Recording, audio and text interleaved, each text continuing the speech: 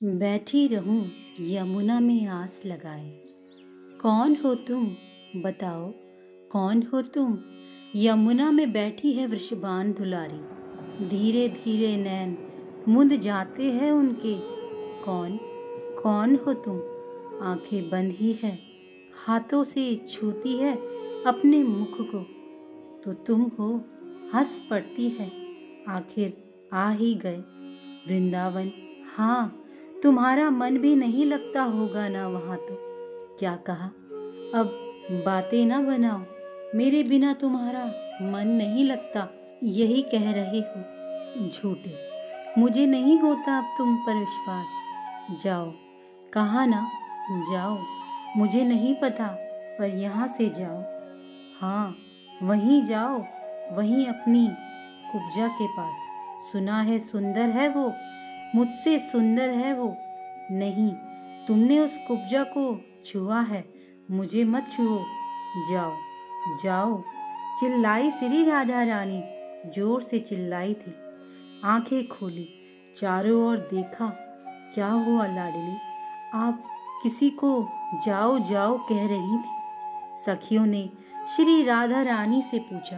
वे गए सखी, क्या वे गए? श्री राधा रानी चारों ओर देख रही थी। नहीं नहीं, देख नहीं रही थी, वो तो खोज रही थी अपने प्राण को। उन्हें प्रेम उन्माद के कारण ऐसा लगा कि कृष्ण ने ही आकर पहले की तरह आंखें बंद कर दी है और पूछ रहे हो, कौन है पहचानो प्यारी? पर यहाँ तो कोई नहीं है। इधर उधर देखकर सखियों ने यही उत्तर दिया था। नहीं, तुम झूठ बोलती हो, वे आए थे, वे यहीं कहीं हैं। तुम अच्छे से नहीं जानती उन्हें, वे तुमसे छुप रहे हैं। शर्माते होंगे ना। श्याम, श्याम सुंदर, प्राण प्यारे प्रिय, आओ ना। श्री राधा रानी फिर पुकारने लगी थी। पर तू चुप रह, तू मेरी नकल क्यों कर रही है? तू चुप कर। हे वज्रनाभ, कुंजों से श्री राधा के पुकार की प्रतिध्वनि हो रही है, जैसे श्री राधा पुकार रही है।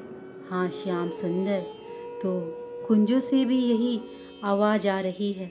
हाँ श्याम सुंदर, बस अपनी प्रतिध्वनि को सुनकर श्री राधा चकित हो जाती है, वो प्रेम के आवेश में। कौन है तू, कौन? मत कर मेरी नकल।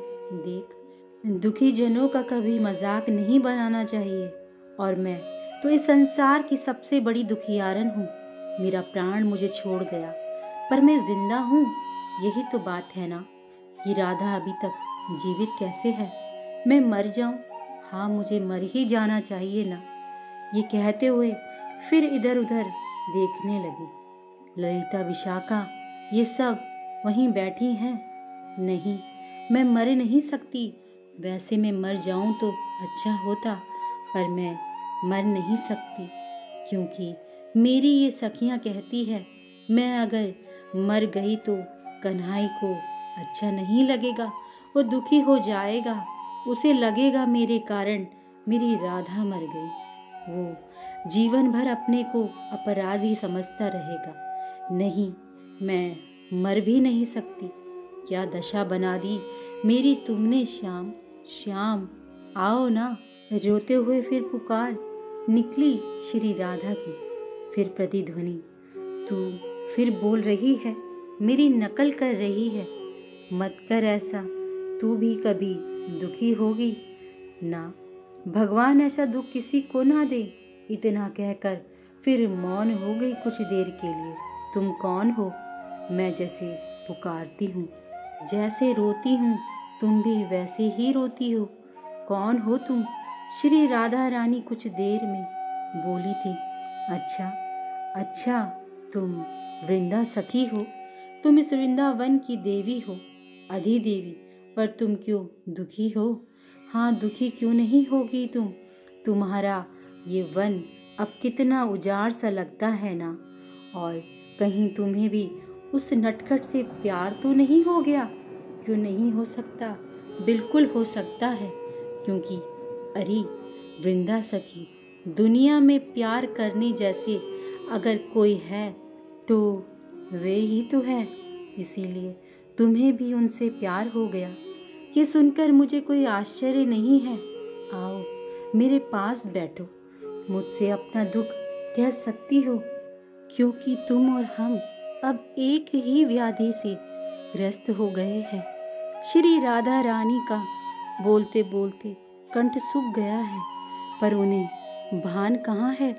वो तो बस बोलती जा रही है कृष्ण के बारे में। कृष्ण कृष्ण, अब इसके अलावा रह क्या गया है यहाँ। नंदगांव चले, नंद भवन को निहार आवे। श्री राधा रानी ने अपनी सखियों से कहा। सखियों ने सीधे हाँ नहीं कहा, क्योंकि क्या पता वहां जाकर फिर कुछ उन्माद प्रकट हो जाए श्री राधा रानी को। पर प्रेम जिद का दूसरा नाम है।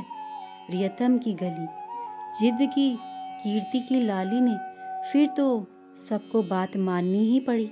नंदगांव, एक गोपी नंदगांव की यमुना से घर में आई, पर तुरंत ही रोती हुई बाहर आ गई और बैठकर हिलकियों से रोने लगी थी। क्यों रो रही हो सखी, क्या हुआ? श्री राधा रानी उसके पास गई और बड़े प्रेम से उससे पूछा। उस गोपी ने जो उत्तर दिया, अपने रोने का कारण बताया। मैं आज गई थी यमुना जल भरने। कन्हई के गए 1 मास से भी ज्यादा हो गए, पर उनके मथुरा जाते ही मैं बीमार पड़ गई थी। पता नहीं क्या हुआ था मुझे, मैं बस उन्हें ही चारों ओर देखती रहती थी। कल सपना देखा था, सपने में उन्हें देखा।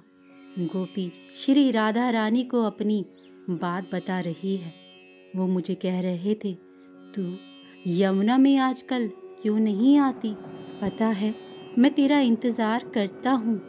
गोपी आंखों में आंसू भरकर भर्राई आवाज में कहने लगी, हे राधे, मैं जब उठी तब स्वस्थ हो गई थी। सपने में अपने प्राण धन को जो देख लिया था। फिर श्री राधा जी ने पूछा। मैं बड़ी खुशी खुशी यमुना तट गई, वहां जल भरा, पर मुझसे मटकी उठाई नहीं गई। जब कन्हई यहाँ था तब रोज मेरी मटकी उठा देता था, पर मैं रोने लगी। मैं बैठी बैठी रोने लगी। सांझ हो गई पर वो नहीं आया। जैसे तैसे मैंने ही मटकी उठाई और रोते हुए चल पड़ी घर की ओर। बार बार मैं रुक जाती थी, मेरे पैर ठहर जाते थे। मुझे लगता था कि पीछे से मेरा कन्हई आ गया, अब कंकड़ मारेगा और मटकी फोड़ेगा, जैसे अन्य दिनों में करता था। पर ना वो आया, ना मटकी फूटी। रोती हुई बोली वो गोपी। पता नहीं क्यों, जब गोपाल वृंदावन में था ना, तब रोज मेरी एक मटकी फोड़ता ही था, पर मुझे आनंद आता था, मुझे अच्छा लगता था। घर में आकर जब मेरी सास मुझे डांटती थी, कभी कभी मारती भी थी, तब भी मुझे अच्छा लगता था। पर आज वो गोपी हिलकियों से रो पड़ी। हे श्री जी, आज मेरी मटकी भी नहीं फूटी। मेरी सास ने मुझे डांटा भी नहीं, पर मुझे आज बहुत बुरा लग रहा है। रोते हुए गले लग गई थी श्री जी के वह गोपी।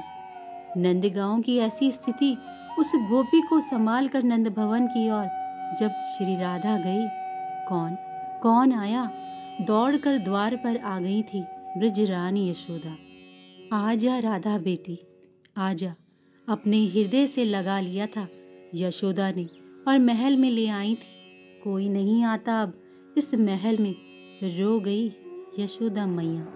पहले कितनी रौनक रहती थी ना, गोपी गोप इन सब से ये महल भरा रहता था, पर अब कोई नहीं आता।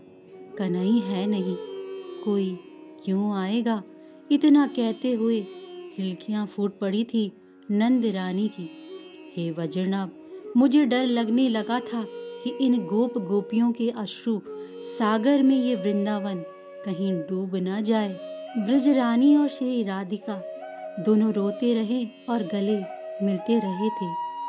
जय श्री राधा, जय श्री हरिवंश।